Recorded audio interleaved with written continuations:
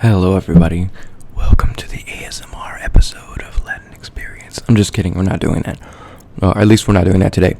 But just wanted to say Happy New Year to everybody. Wanted to do an episode yesterday. Actually, wanted to do an episode a few days ago to have it ready, in time for New Year's Eve, maybe even before, and just life got in the way. So it is what it is. So just good morning, good afternoon, good evening, whenever you're hearing this.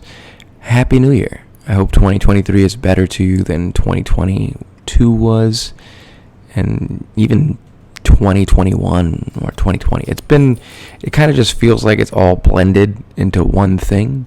I don't really feel like there's much of a difference in 2022 from 2020, other than, depending on where you were, there were lockdowns and COVID was raging. But it's kind of, the last 2 years have just been more or less fallout from 2020. So I wanted to talk a little bit about 2022, predictions for 2023. Kind of want to just say the good and the bad of 2022, not just the bad, but the good, the bad, the ugly, the indifferent, and talk about what to look forward to in 2023 and why I think 2023 will be better. Had a conversation with my cousin the other day, and he pointed out that 3 is a prime number. So 2023 is more than likely going to be totally different than 2020, 2021, and 2022 were. So I'm looking forward to that, and hopefully you are too. And if not, start doing it now. Start looking forward to it, because there's a lot that can be done, and I'm hoping that we, all figure out whatever we didn't figure out in 2022, because this year was something else. And like I said, I feel like it's been fallout from 2020 for a long time. So I don't know where everybody was at the time, but I'll kind of give my, pandemic lockdown story. I was working down in Miami. I was working for a federal government contract down there in Homestead Air Base, which was one of the best jobs I've ever had. Best paying, best group, like everything just was perfect. So I should have seen something coming. I was like 5 minutes away from the base. I could run or ride a bike to work if I wanted to. And when I say bike, I mean bicycle pedaling, and that was just a great setup, man. The environment was awesome. The people that I worked with were great. The mission was great. And we had just moved back to Miami. I hadn't lived there since I was a kid. I went to high school in Miami. That's where I met my wife. And there was a lot to it. It just was a completely different area. My one stipulation for moving back was that I didn't want to move back to the same neighborhood where I lived, because it was a really rough neighborhood, and I was like, that's my only rule. I just don't want to go back anywhere near that neighborhood. And we ended up living literally right there because I didn't recognize it. We lived in a community it was completely different than it was before, and so basically it was still the hood. It just was it was dressed up a little nicer. But we got stuck there within a month, because we got there in, I think, late December or early January, and then everything locked down in March. December. Yeah, we got there in December, and then everything locked down in March. So we had just a couple of months basically to unpack before being trapped in this house. Now, we were fortunate because it was a 4-bedroom house. We had a nice backyard with a fire pit and lots of space. So we basically, had a good setup for being trapped there for a year.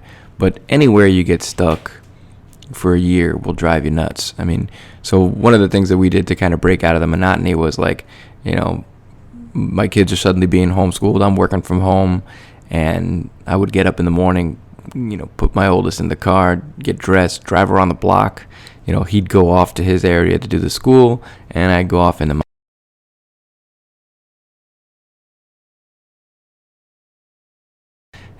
sometimes you got to do things to just get your mind in it. So rather than just sit in pajamas or just sit there, just wake up and try to get something done, it was the motivation of getting dressed, like putting on a costume, just going through the motions that you normally would and just trying to make it work.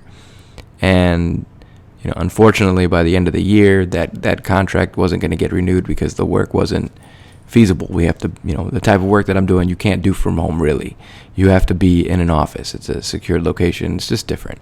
So that contract didn't last, and ultimately we couldn't stay there. It didn't make sense to stay there. And then my wife found out she was pregnant. And so I was like, oh, we're having another baby.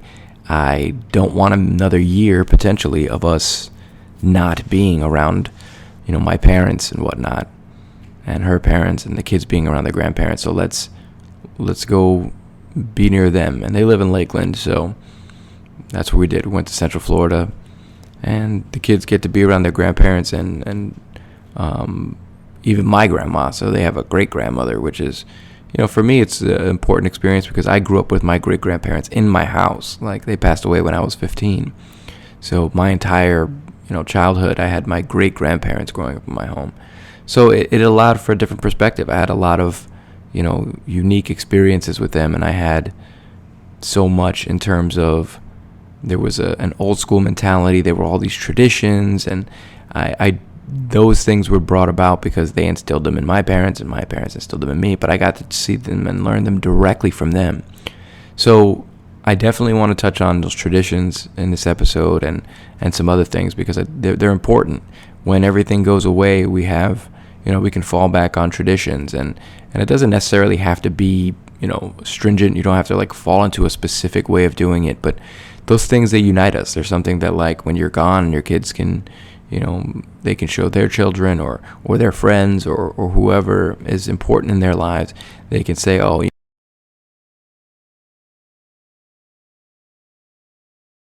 it's not just from, in a familial bond or a parental bond.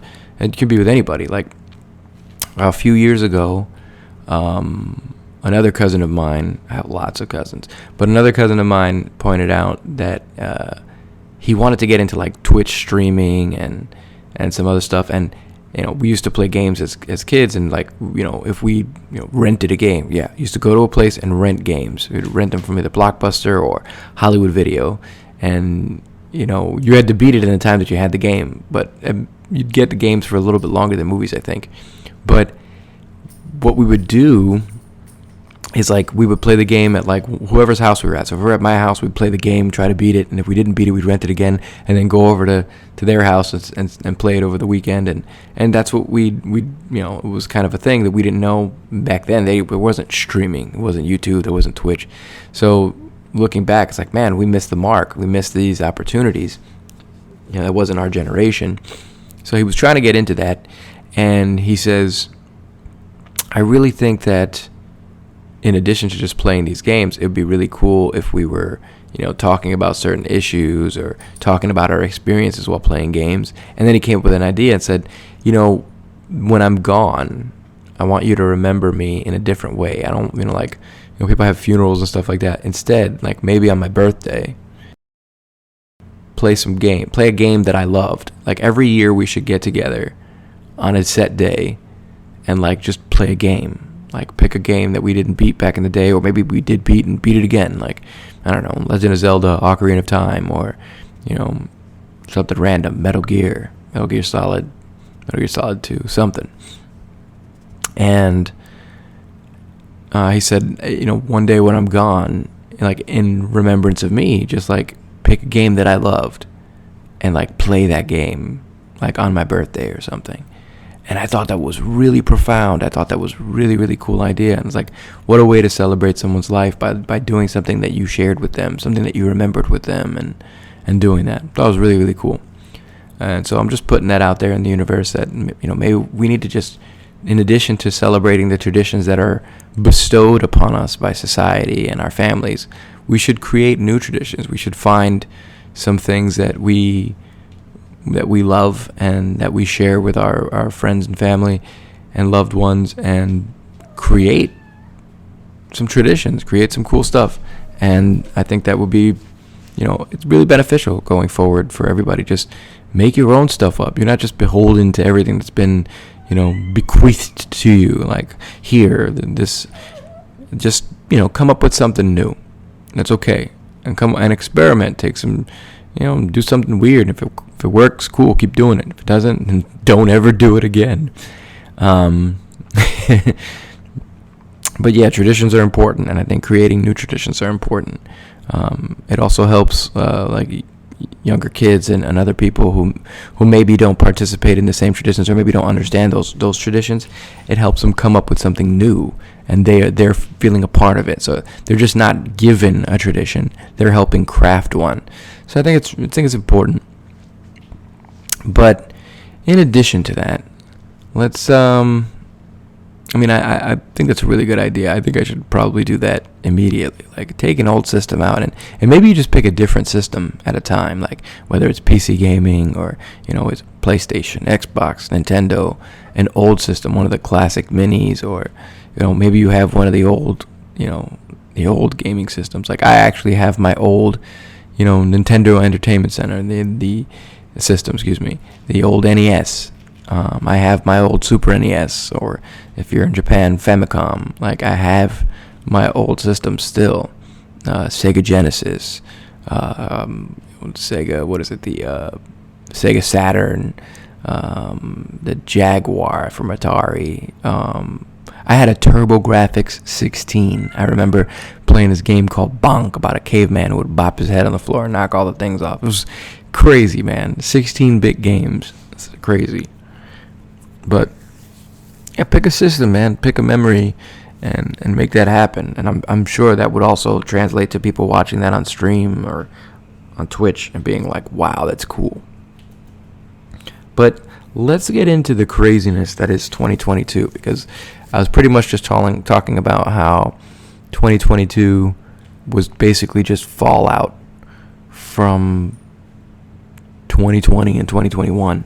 It kind of just blended into one memory. Like, even though it's been a few years, it kind of just feels like a little bit more of the same. Maybe less 2022 than 2021, but it kind of just feels like fallout. Like, the world ended in 2020, and we've all just been kind of like, instead of it just being the absolute end, it was just the beginning, and we're all just kind of living in Armageddon now. like this is the post-apocalyptic world. This is the zombie apocalypse. The zombies just are lame. And it's not what we expected. But I wanted to talk about, and maybe I should just quickly talk about the major prediction that I have for 2023. Being that 3 is a prime number, and 2023 is shaping up already to be an interesting year with some shakeups. There's been some really odd shakeups politically. There's been some odd shakeups culturally, like here in the United States. Like, there's been a lot of strange stuff that have occurred in the last year that if you would have tried to say that a few years ago or predict these things, nobody would have believed you. Absolutely not. Just wasn't going to happen. And so my biggest predictor for 2023, and again, I hope it's not true. I absolutely hope it's not true, but I just kind of am seeing that, is World War III. Now, is it something that we're going to call World War III? No. Scholars and people are going to argue about what we call it and what the label is and, whatever. But what I mean is that the indicators and the environment politically on a global scale is so similar to what the world was like pre-World War I. Like, there is... A lot of people don't realize that World War I wasn't like the same at all as World War II. So I actually stood on the spot where World War I started. There's a plaque on the floor written in 5 different languages in Sarajevo, Bosnia, commemorating what's called the shot heard round the world. This is where the Archduke Franz Ferdinand of the Austro-Hungarian Empire was murdered by basically a terrorist group called the Black Hand. It was the guy who committed the act himself was named Gavrilo Princip. Now, the story is fascinating because they ultimately planned the murder, and he was supposed to go to like a bagel shop, and there was a parade, and so the Archduke was riding in him and his wife were riding in like a convertible, and they were supposed to pass by this bagel shop where Gavrilo Princip was waiting, right? And he would walk out with his gun, and then he was supposed to shoot the Archduke and his wife in the car, assassinate them, and then bail or whatever. Well, when the motorcade comes and the car drives by, Gavrilo Princip walks outside, shoots, and misses. No one even notices that this happened. The parade keeps going. Gavrilo Princip put the guns back in his pocket, walks back into the bagel shop, and plays the whole thing off. Like, well, guess it didn't work. Now, you're like, oh, well, the assassination didn't happen. Well, the guy driving the car makes a wrong turn and has to loop back around the block, comes back up the same street. Gavrilo sees this opportunity and walks right outside and shoots the Archduke and his wife. And then I don't know if he was arrested or if he was killed, but ultimately that was the factor. That murder, that assassination, caused the Austro-Hungarian Empire to go to war with the Ottoman Empire, and the rest of the world just kind of fell in line. Like, I think all of the world leaders were like at a summit, like in Geneva or somewhere in Sweden. Like, there was literally, and mind you, news didn't travel as quickly back then, so they were all just hanging out together, and they get news that, hey, I think we're all going to war. So they're just there hanging out like, oh crap, we've literally got to go to war in a week after this little thing is done. So they do, and ultimately it was just kind of a war of like allegiances. Like, well, that's my buddy, and you attacked my buddy, so I guess I gotta attack you. And that's what it was. Nobody really wanted to go to war with each other. It was just the environment was building up to that. And one of the other big indicators was a pandemic right before. Like, the environment is just way too similar in a lot of senses. So a lot of analysts said that if there was a World War III, what was going to happen was it would be started by Russia invading either Ukraine or another former Soviet state, but Ukraine was the big one. And then there would be some trigger towards NATO. There would be another NATO, or at least a NATO state that would be then invaded or brought into it. And then several other states would force their hand. So, there's a lot of people in the United States that don't really want to help Ukraine. There's a lot that do, and I think that it's a proxy war, and we definitely need to, prevent Russia from doing what they're doing. And the United States has always backed the sovereignty of sovereign nations, especially when they're being invaded by a foreign power or, a stronger power in this sense, in some senses. And the environment in other shapes, like you look at Iran is supplying weapons to, or Iran rather. Iran is supplying weapons to Russia, and now you have a far-right coalition in Israel. Now, there are certain people within the Israeli government, especially on the far right, that are really, really looking forward to go to war with Iran. And Iran is just waiting to go to war with Israel. So that's building, and now there's a prime opportunity to make it not so much about if they go to war individually. There's already a war happening somewhere else. So it kind of becomes one of these things where Israel could force the hand and say, oh, well, we were attacked by Iran, or we attacked Iran, and now the United States is forced to back Israel. And since Iran is aligned with Russia, it becomes this, this massive scale global effort. Some people will say like the global war on terror was a World War III. No, it was most of the United States just doing our thing, and there were small coalitions, but I think like I want to say Romania had like 30 people. That's not force on force. You're talking about World War III would be force on force in multiple countries. So force on force, conventional warfare between Russia and Ukraine, which is currently ongoing, and then force on force conventional warfare between Israel and Iran, and then the United States and either Russia or who knows, China. But like the environment is definitely building towards that. There's a significant rise of anti-Semitism in the United States. There's a significant rise of cultural clashes, and it's eerily similar to pre-World War I tensions in a lot of the same ways, and including, the pandemic. I mean, a lot of people think it's over. COVID-19 is still around, and it's still affecting a lot of people globally, especially in China. So the indicators and the factors are all there. It's just, what does that picture look like? So unfortunately, that would be the bad news. I think that there's a lot of people that would also suggest, from a political standpoint, going to war isn't necessarily bad for an incumbent president who wants to win that may have their seat threatened. Is that a good thing for the country? Is that a good thing for the world? No, probably not. I would argue it's definitely not. But these games, these chess matches are played in a way that doesn't think about the common people. So people out there should be aware. Everyday people should kind of be aware of where it's going. That doesn't mean panic. That doesn't mean freak out. That doesn't mean get scared and sell all your crap. That means just be mindful and be prepared for what could come. Because if you're prepared, you can mitigate. But if you're unprepared, then you get sideblinded and you don't know what's coming. So, do a little history research and, look into what the political landscape globally was pre-World War I, and tell me if you agree with me or if you don't agree with me, and we'll go from there. But I don't want this to be a whole bad news segment, because talking about pandemics and global wars, that's depressing. There's a lot of good things to look forward to in 2023.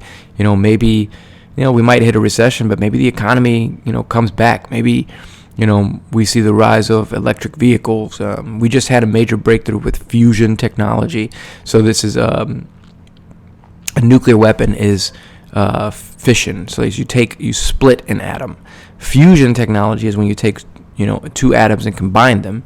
And the interesting thing about that is that the energy that is expelled is less than the energy the energy that's expelled from the action is more than the energy put in to make it happen. So you have a surplus of energy.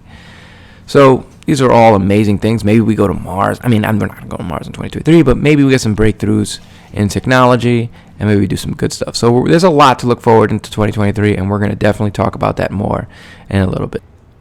Let's talk about movies. I love movies. That's like that's my art form of choice, my pastime. And 2022 was a strange one for movies. Let's talk about box office. Okay, so there's different rates for what a movie, or what the landscape for movies is.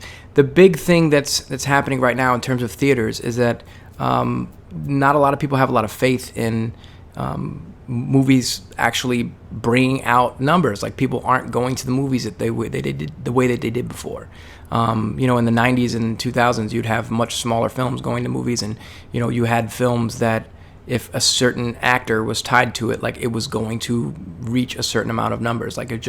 Even if it was good or didn't matter. If it had this name, it was going to hit some points. And that's not a thing anymore. The only two real movie stars left that can sell a movie on their name alone is Tom Cruise and Dwayne Johnson, The Rock.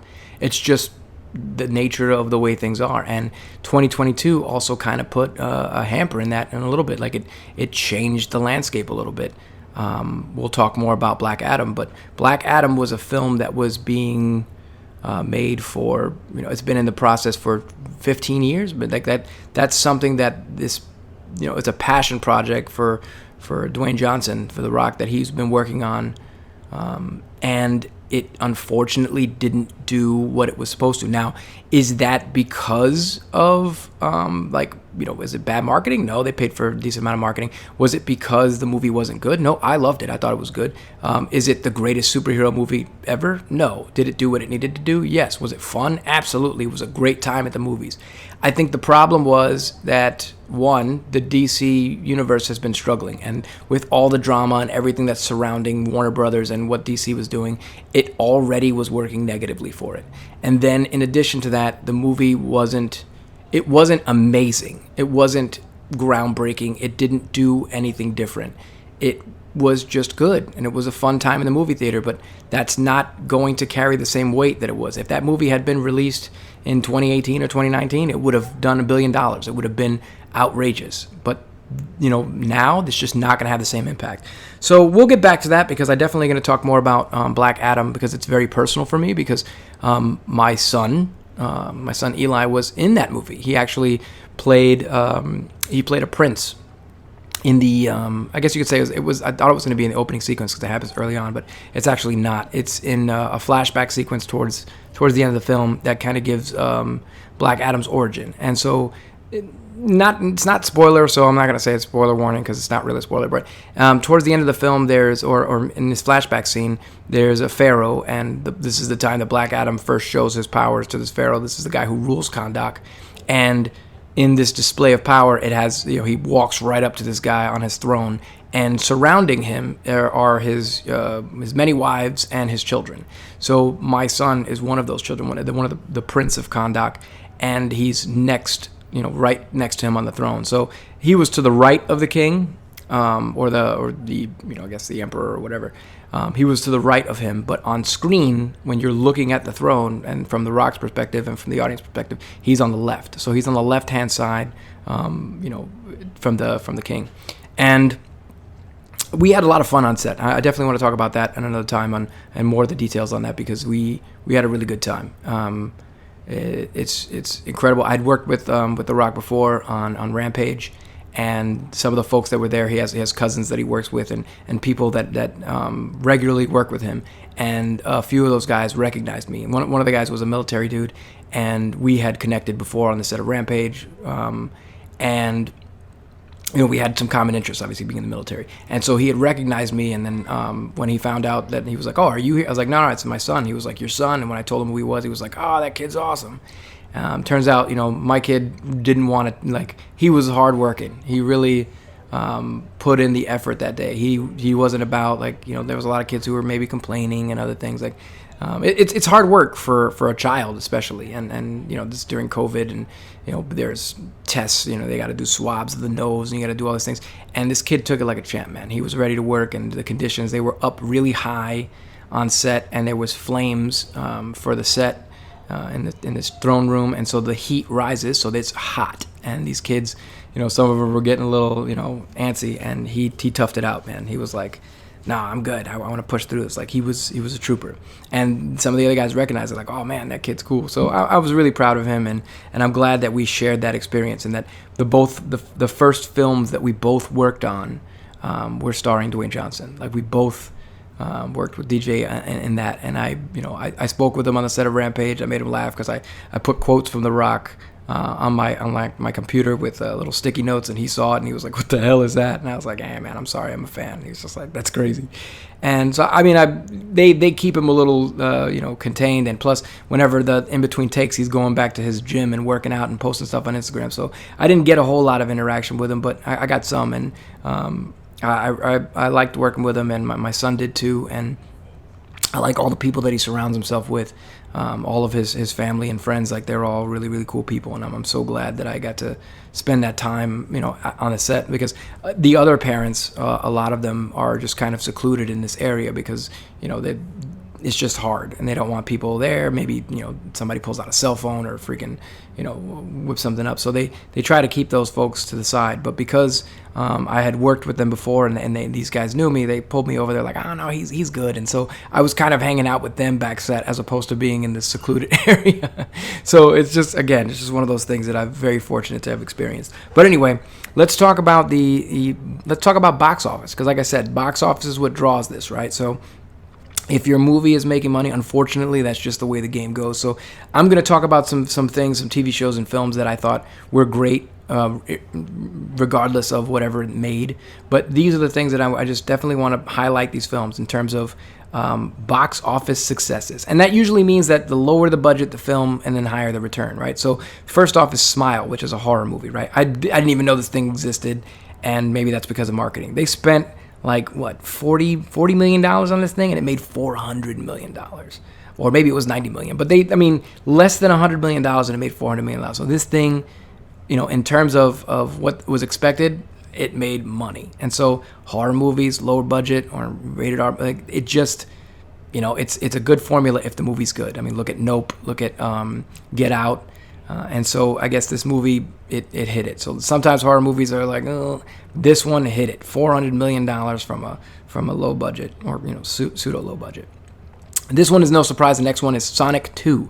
Sonic 2 only cost $90 million and made $400 million.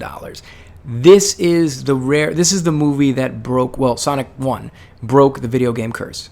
Sonic 1 came out during the pandemic, and it was way better than it should have been. The initial movie, when it came out, like the initial trailer, was horrible. Ugly Sonic, which is a thing, it's actually also referenced in the Rescue Rangers movie, which is hilarious. But Ugly Sonic was a more hyper-realistic. Originally, the design was a very realistic version of Sonic in this human world, and it was frightening. It was absolutely horrendous.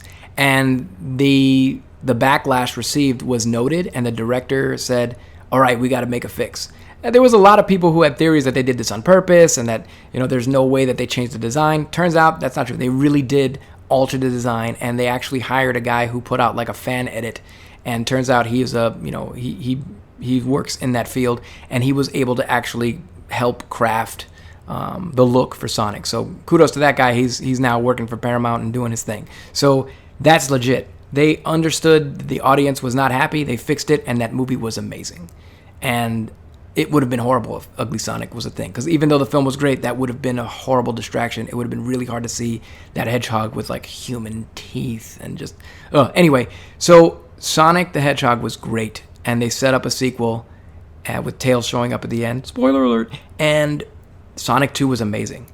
Like, it shouldn't be as good as it was. Same thing with the first one. It shouldn't be as good. This one is more of I have some qualms with Sonic 1. Like, obviously the director knew certain things and they made that film. It's good. It's really, really good. And the second one is even more on brand. In the second one, Dr. Robotnik looks like Dr. Robotnik. The beginning opening sequence with Sonic running through the city is almost a direct homage to the opening sequence in Sonic Adventure, which is one of the most popular Sonic games. And there's so many references. The layout of the movie, the environments they go to are referencing some of the most of the levels and most of the stages in Sonic 2 and Sonic 3. And the music, I mean, the guy's ringtone is one of the Sonic theme songs. Like, they are so on brand. They were so meticulous with the details that also led to being a good movie. It meets the story beats. It's a superior sequel in every way, and it's far better than it has any right to be, which is amazing. I'm so glad there was a film. Idris Elba did absolutely amazing as Knuckles, and I am anxiously awaiting the series. They announced that he's getting like his own spin-off series, which I normally don't look forward to with like these things. Like, everything doesn't need a spin-off, but one, I was always a huge fan of Knuckles, and two, Idris Elba freaking killed it. So I'm looking forward to that. My only concern would be in Sonic 3. I hope that Jim Carrey comes out of retirement, because he announced that he was just done with acting. I hope that that's not true, or at least he pauses until after Sonic 3 is completed, because I really think he was a huge contributing factor to that. We got 90s Jim Carrey in this film, and he did awesome. And it was just in both movies. And so he really, really did it. And I struggle to see how that film, what an impact would be as like losing that. I don't know that you can replace Jim Carrey with somebody else that would come off the same. Now, you obviously would have to have a different character. It can't be Robotnik. But ultimately, the villain is an important part of that. And so if you don't have somebody who has as much charisma as Jim was bringing to it, I don't know that the third one will be as successful. It will be successful in its own right, because it's going to have Shadow, and it's probably going to have Metal Sonic as a villain, and there's going to be other things. And because the second one was received so well. But I hope this doesn't hit the curse of the trilogy, and that the third one just kind of drops the ball, which I hope that Jim Carrey's a part of it. So that being said, moving on to the next one, Thor: Love and Thunder. A lot of people, I've heard a lot of people complain about this movie. I loved it. There were some jokes. Ultimately, Marvel Phase 4 is about, the theme is grief. And you feel that in this film. And it's hard to convey some of these things. Like, a lot of people don't realize that Thor Ragnarok was, the tone was much lighter because of what you were experiencing. in that film, his entire planet gets destroyed. All of his people, like all the Asgardians are killed. Like his father dies.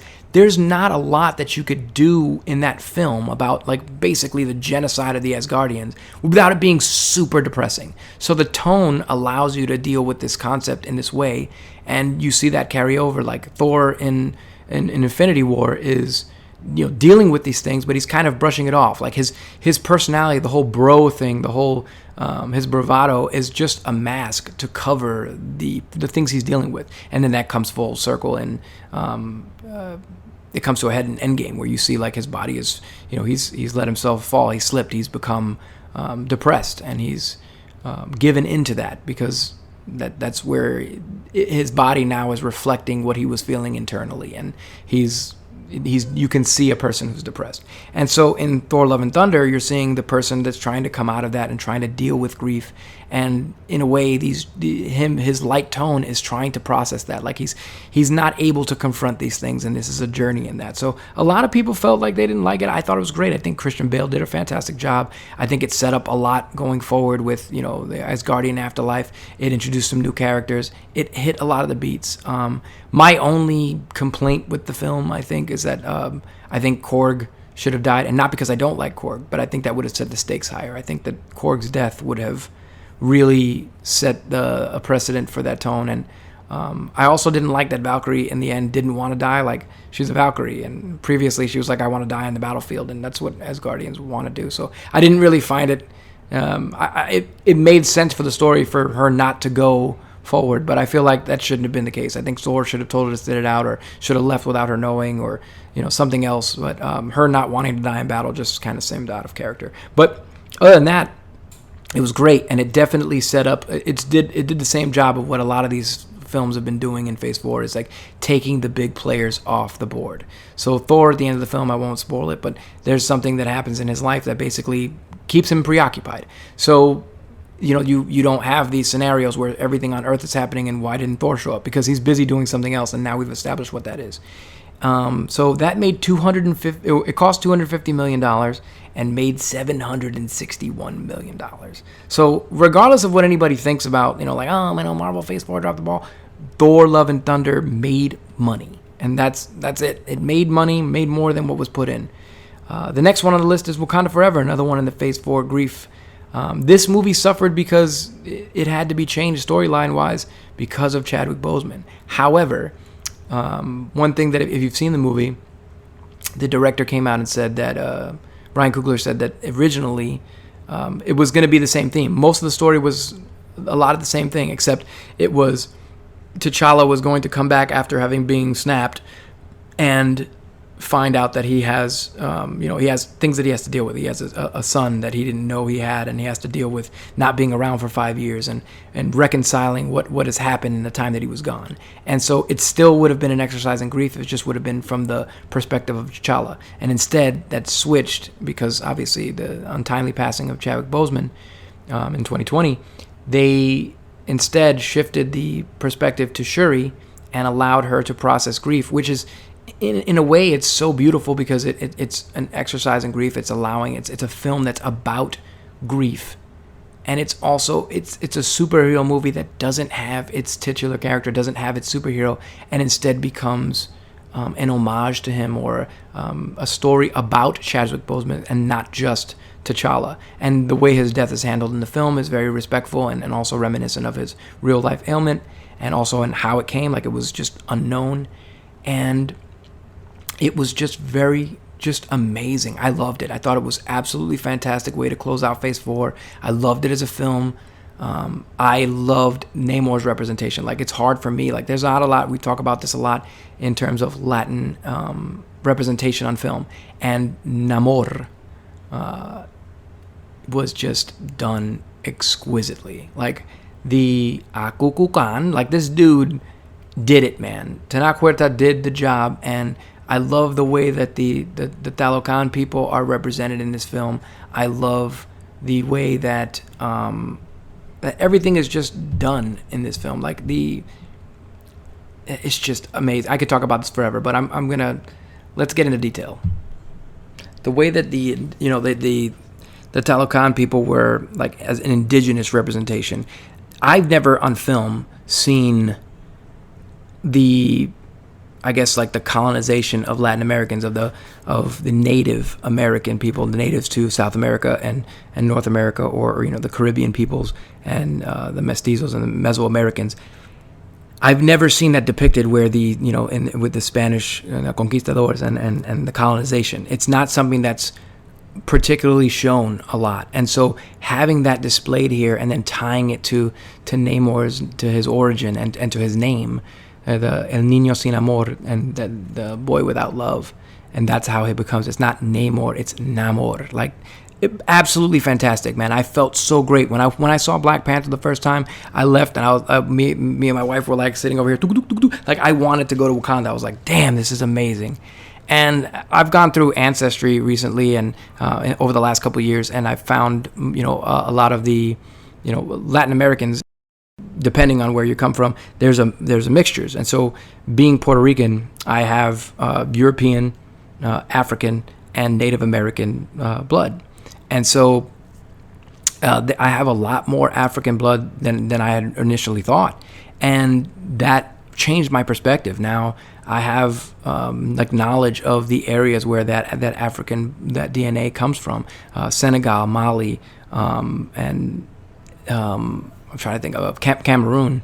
And that gave me a strong desire. I want to visit these places. I want to, learn about these cultures. And so I've been diving into those. It's not just, just the Spanish culture. It's not just this, European specific culture. And I learned that I have Portuguese DNA. And so I've been learning a little bit about, Portugal and Portuguese, and which still ends up being the same thing. But this new, being tied to this other continent, being tied to the African continent, and learning these things, and that opened up something else. And so seeing Wakanda, I was like, wow, man, this is amazing. And I loved the style, the way the designs, like everything. I was like, this is fantastic. Then to see that replicated and it happens again, like I dug the style, the way that people dress, like the whole vibe that the first Black Panther gave off, and then here Wakanda Forever does it again, in addition to Wakanda and like also the 90s feel with some of the outfits.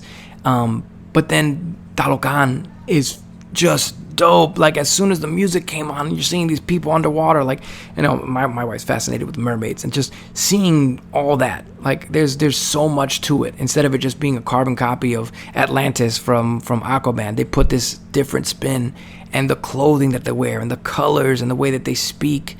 And it was just like, man, that's it. Like, I was like, I want to get a Namor costume. I want to, like, I started learning about Aztecs and Mayans. Like, I never knew those things. I never concerned me as much because I always identified more with, like, the Taino and learning that. But now I'm discovering all these other aspects. And then, my wife's Mexican, and then my kids are part Mexican. So, like, learning these things, it's so important now. And it just added so much depth to that film. So a lot of other people might not feel the same way, but I felt this major depth in this movie, and I thought it was really, really great. So I can't speak about that enough. It's one of my favorites of the year, and it made a lot of money. $250 million budget to a $789 million return. And then, it hasn't even gone on Disney Plus yet, so it's going to see some returns. The next one on the list is, oh my God, this is a sleeper. Like, when I say sleeper, we all knew it was going to be good, but this movie did, oh my God, The Batman. $185 million spent and $770 million return. This movie was amazing. The soundtrack was fantastic. The score, the Batman theme, felt like every other theme, all homaged. It was all referencing the Danny Elfman score, the Dark Knight Hans Zimmer score. Like, all of it was just referenced in the music. It was just, oh my God, I cannot even express how amazing the music was. And then the film itself, this is the first Batman movie that's actually a detective story. And he did stellar. The whole cast did amazing. The difference, like putting a different spin on Riddler and actually making him threatening, and Colin Farrell as the Penguin just disappeared in that role. Like, that's not Colin Farrell.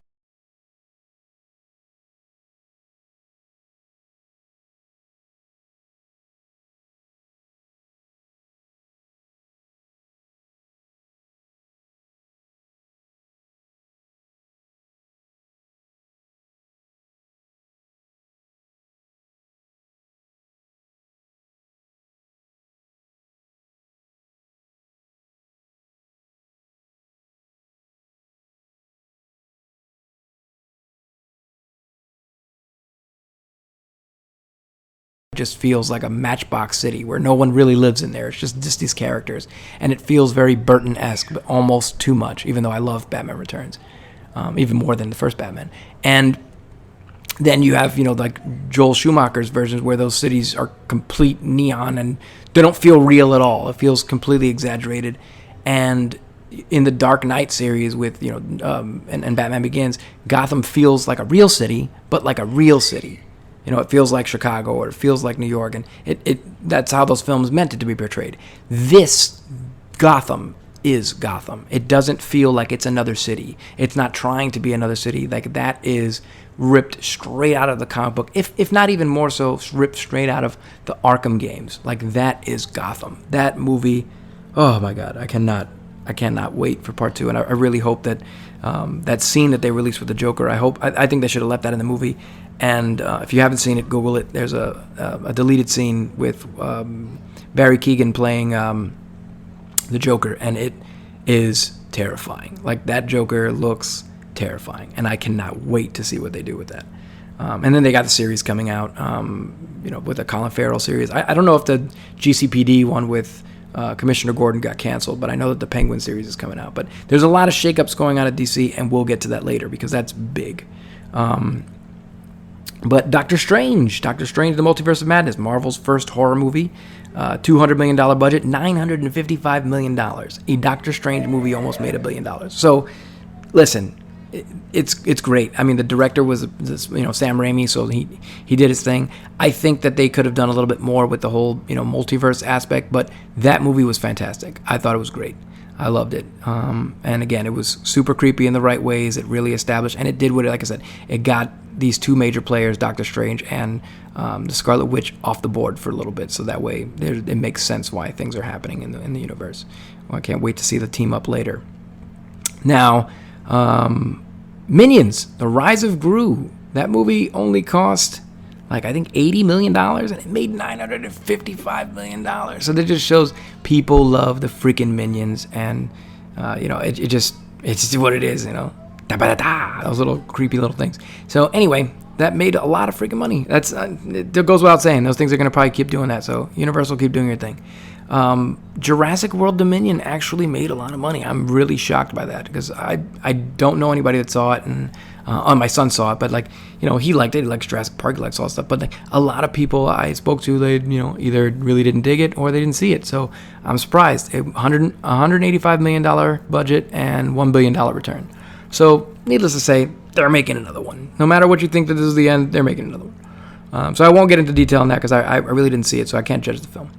Avatar, this one's high up on the list. This is number 2 on the list for highest grossing films, and it just came out.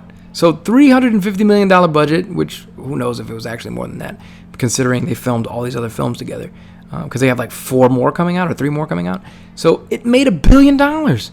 It's still in the movie theater, so it might. Well, I guess it can't now because we're already in 2023. But it could have gotten close to surpassing the other one. But at the time, in terms of 2022 successes, it might make more money, after because it's still in theater. So it might end up making more money than the movie that's currently the top list. But again, we're just only keeping this in 2022. So Avatar, $350 million budget, $1 billion return.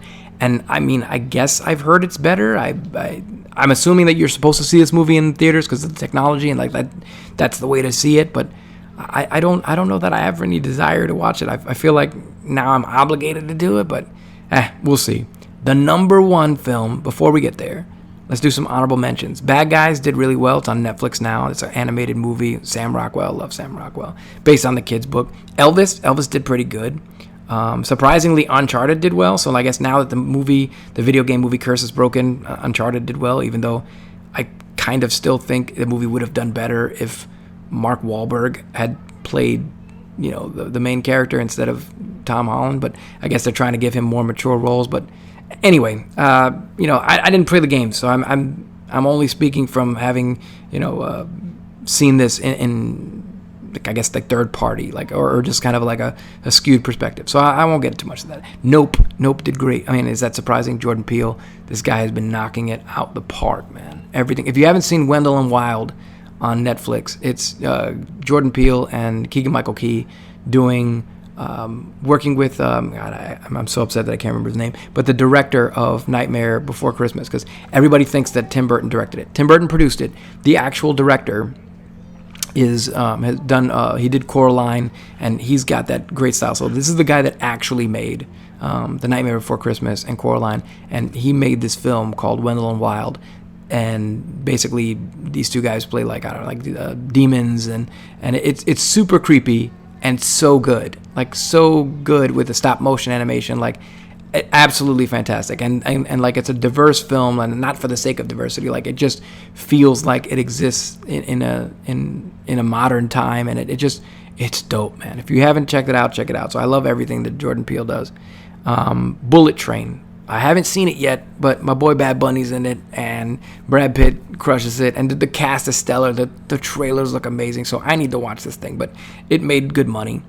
Everything Everywhere All at Once. Like, this movie is not only financially successful, it's been critically successful. Like, this, they say that this movie did more for the multiverse than Multiverse of Madness did. Like, this film is fantastic. Not only does it play with the concepts of the multiverse and what does that mean, what does it mean for an individual, but I mean, I've heard nothing but amazing things about that film. So if you haven't seen it, check it out. It's on my list. I haven't seen it yet, but it looks fire. And then Dragon Ball Superhero. I need to talk about this on a totally separate video, because I am a huge Dragon Ball fan and a fan of anime, but this movie surprised me because Broly was amazing. And Broly broke records as like the highest grossing anime film of all time. That. Now, initially, I was apprehensive because the film took some, instead of being classically animated with hand-drawn animation, it went with computer-generated images, which stands to, like, it looks so good. Like, it's not distracting. Like, it looks like it's going to be, and then you're watching it like, oh crap, it looks so good. And it also means that we're probably going to get a lot more content in the future, because now that they've created these assets, it's going to be cheaper for them to manipulate them, because hand-drawn animation is expensive. So they'll be able to do a whole lot more with this, and this movie didn't cost that much and broke records. So there is a whole lot more Dragon Ball content coming in the future, and I am here for it, because that film did so much. And I could go off on a tangent, but I want to dedicate some time to talk about Dragon Ball separately, because it's just amazing. If you haven't seen it, it's great, and it does some great things. Again, I'm gonna avoid going off on that tangent. And the number one film of 2022 in terms of box office was Top Gun Maverick, for a $170 million budget with a $1.4 billion return. Now, a lot of that has to do with, I don't say a lot, some of it has to do with nostalgia. A lot of it has to do with what I mentioned earlier. Tom Cruise, he can sell a movie just on his name. Also, the guy is, when it comes to stunts, he's doing his own stunts, and he's breaking the mold and setting the standard for what it means to be a movie star. This guy's not an actor. He's a movie star. He is doing stunts. He is pushing the envelope. And in addition to the fact that they were like filming in these, let's just go ahead and say it, the U.S. government paid for these fighter jets that were never going to fly, or that we're never going to really use in combat. And so he made more use of it than the government's ever going to make use of it in the next 30 years. So cool for you for making that relevant and for making it, some people would have thought this movie was going to be a propaganda film for America. And like, that's how Top Gun, the first one, is sort of seen, like this American propaganda film. But no, this just, from everyone I've heard, it's just a good flick. It's a good movie. Like, I was told to take my wife, and from friends of mine that know that they're not Tom Cruise fans, and they were like, you have to see this movie. And I was like, really? I was impressed. Like, oh wow, that's quite an endorsement. So the film ultimately is thematically about the movie experience. It's about the conflict between, on an underlevel, about streaming versus cinema, about what that looks like. It's presented in a way that you have to see this for the maximum amount of the experience on the big screen. And that's underlying what the story's about. So the story, is about these, fighter pilots and all that stuff, but there's an underlying element. It's a metaphor for the film industry, and that also in itself contributed to this movie's success, in addition to these other things. So it was a movie that was made to tell you to get back into the theater, and it did the job. It absolutely did it. So full credit where credit is due. Top Gun: Maverick is the 2022 movie of the year, which is, I can't believe I'm saying that out loud, but it's true. Now, let's talk about some other things like TV shows. And I mean, there is so much that happened in 2022. I mean, in terms of the music industry, who would have been able to predict that Kanye West, the guy who said on TV during it was a Hurricane Katrina, during the Hurricane Katrina, like I said, it was raising funds for Hurricane Katrina on national television during this fundraiser, like on live TV. He says George Bush hates black people. And if you ever go on YouTube and type that in and look at like Mike Myers' face when he says it, it's oh my God, it's so hard to watch. But who would have predicted that this guy who said that would go full-blown Nazi? And I'm not saying that, like I'm not being, it's not a hyperbolic statement. That's not hyperbole. He claimed himself that he loves Nazis and that he hates Jews and that Hitler was awesome and that he loves Hitler.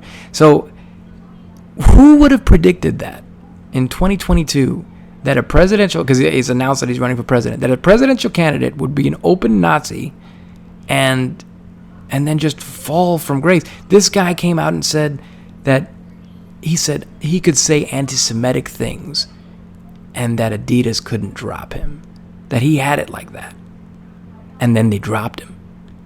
Like, this guy's fall from grace has been, I mean, unprecedented. Like, I've never seen something like this collapse in this manner. So 2022 has been really interesting for things. I mean, you've seen in terms of politics and world events, Russia invaded the Ukraine. Like the geopolitical landscape has been shaken up.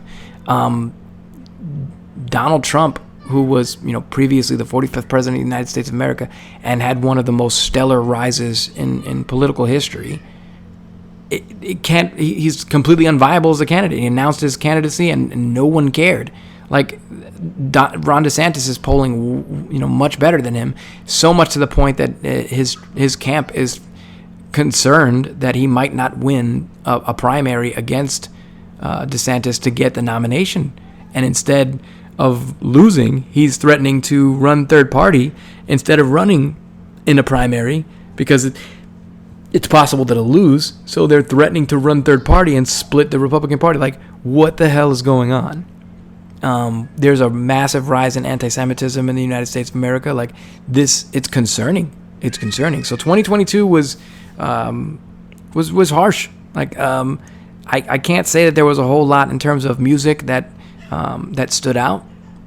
There was not a lot in terms of shaking up of things. Like, there was a general sense of lackluster. Like, the economy went down, the stock markets tanked, crypto. Like, I've been a huge proponent of crypto. I think that it has value. There's a lot of scams out there, but I think that cryptocurrency as the blockchain has value, and I believe that there's a lot in the technology. There's a lot that is significant. The Dogecoin, I think, there's utility in this technology, and unfortunately, the market was decimated. Is it going away completely? Absolutely not. Like, I think it'll recover, and anybody who's smart will invest appropriately. But this is what happens with bubbles. It happened with the dot-com bubble. It happened with the real estate bubble, and it looks like we're also heading to another real estate bubble. Like, rent prices are out of control. Housing prices are out of control. You're looking up of like a 30% markup in Florida. Florida has become the fastest growing state in the United States.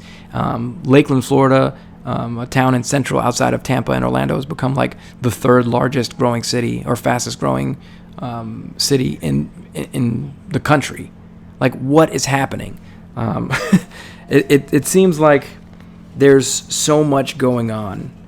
And I spoke to people. I have a lot of family who live in New York, and a lot of those folks were telling me about how they just now are experiencing in-person gatherings, or rather, like, for Christmas, like big events in person, because there's there was still such a stigma in New York in terms of people still getting COVID, and it's different because the environment's so compact and people are so enclosed and close together. It's a completely different environment. So in other places, a lot of people went back to quote unquote normal, in relative ease or much faster, whereas I still know folks who this has been their first holiday season that they've seen people in person since the lockdowns in 2020. So that's significant, and it's very interesting how that dynamic is different than everywhere else in the country. So New York is just this special pocket that things are different. So I find it very, very intriguing, and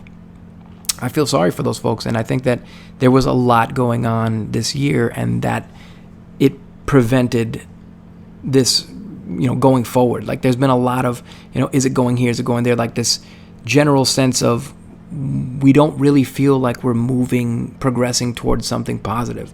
A lot of people just say that the vibe is off. That's what I'm saying. 2022, the vibe was off. And I'm not going to end that on a sour note. I really think that 2023 is going to be better. I really, really do. We have so much to look forward to. We're getting started with, let's talk about movies again. Marvel Phase 5. Phase 5 is officially kicking off. It's kicking off with Ant-Man and the Wasp, which comes out in February. We're going to get some tie-ins to stuff. You got, Loki Season 2. You've got, the Marvels. You got, potentially the X-Men showing up. Now I'm hearing fighting the Eternals. Like, there's rumors right now that, and again, that's from credible sources, that Robert Downey Jr. and Scarlett Johansson are going to reprise their characters in not only like some other films, like Armor Wars, but Secret Wars. And Deadpool 3 is going to have Hugh Jackman and that version of Wolverine, so it's more than likely that he's going to show up in Avengers Secret Wars. So Avengers Secret Wars is shaping up to look like the most massive superhero movie ever, which you could already say that Infinity War and Endgame were that. This looks to be topping that, with older super. I mean, maybe we'll get Wesley Snipes' Blade. Maybe we'll get the original X-Men next to the Avengers, and I would love to see all the lineup of the original Avengers come back, and I think that that's what happened. It's not going to undo their deaths. I called that a long time ago. I think they're going to be alternate, like variants, and that's what we're going to experience. So we'll be able to get these characters but not undo their arcs, and the same thing with Wolverine. So that's going to be that's $1 billion box office right there. Like, and they're building to it. And so, Marvel, I think, is gonna. They've been doing it for a while, and this is a step in the right direction. Unfortunately, the opposite goes for DC. DC is the DCEU is officially dead. Black Adam didn't kill it. James Gunn being hired, and I won't say he killed it either, because I know that he has a job to do and he's being brought in. I really just wish that we would have got one last, I guess, quote unquote Snyderverse film as a send-off for these characters rather than just rebooting. They should have ended it with in-house, Final Crisis or Kingdom Come film, something with all of these characters that we're saying goodbye to: Henry Cavill, Ben Affleck, Jason Momoa, Gal Gadot, and unfortunately Ezra Miller makes that difficult because he's going through some significant things. But if you were to just get that one send-off with these characters, it wouldn't have been that hard to understand the reboot. So now, when DC eventually reboots and they make announcements sometime later this month on what films are coming out, it's going to be a hard transition, and I'm hoping that it's good, but it's gonna be difficult to just move on without getting the closure on that other end. I really think that they should have did a closeout film for that universe and did an in-house reboot, like Days of Future Past, or how Star Trek kind of did an alternate timeline. Like, do something in-house, man. Don't just like reboot it, because it's gonna feel depressing and people are gonna feel it in real life. And DC was already struggling. So that's my opinion on that, which is where I was talking about with Black Adam. It's unfortunate that they brought in Henry Cavill for a basically a cameo, and announced that he was returning as Superman, and then they were like, nah, never mind, I'm not doing that. So so the DCEU died, and Marvel lives on, and so we'll see what happens in the future. But I'm going to give James Gunn a shot, but again, I just really wish, I think that it would have been much better to have one closeout film, just one massive, kill everybody, whatever, do something, but they should have just been one last thing, one last final crisis or something. Anyway, and so, we've got a lot coming up. Stranger Things 4 or 5, 4, I think it was. So Stranger Things season 4 was out earlier this year. Amazing. I mean the the pop culture references that came from that, like Wednesday is a huge hit. If you haven't seen the Wednesday, the Tim Burton Addams Family pseudo spinoff about Wednesday Addams on, and it's fantastic. My kids are watching damn YouTube clips of Wednesday Addams dancing every damn day. So there's been a lot of good content that came out. I feel somewhat saddened because I'm very strong into music, and I feel like the best album of the year, I'm just going to go ahead and say it, the best album of the year was The Weeknd's album, the Dawn FM. Like, it's just amazing. Like, it absolutely captures its concept. It's the concept of death, and and just think about the metaphor of life being a party, and then at the end you don't want to leave the party, but you have to go, and like staying too long at a party. Like, it's just phenomenal. If you haven't heard the album, listen to the entire thing. It's incredible. But other than that, I really can't say too much about music this year. And maybe that's just because it just didn't really feel it. But that album felt just spot on. It really did.